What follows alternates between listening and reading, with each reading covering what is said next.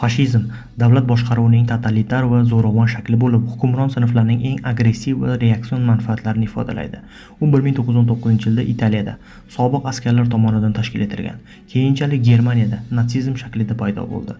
Fashizmning asosiy belgilari o'ta millatchilik, irqchilik va davlat hokimiyatiga sig'inish.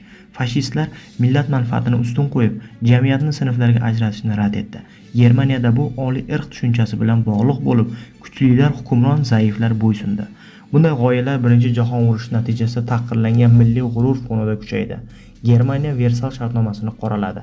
Italiya esa g'oliblar ichidagi mag'lub hisoblandi. Fashizm tajovuzkor tashqi siyosat va jamiyatni to'liq nazorat qilishga intildi. Fashist rejimlar ishsizlikdan charchagan ishchilar, urush faxriylari va dehqonlar tomonidan keng qo'llab-quvvatlandi. Yirik kapitallar esa bu tartibni moliyaviy ta'minladi. Fashizm erkinlik va insoniylikka xavf soluvchi mafkuradir.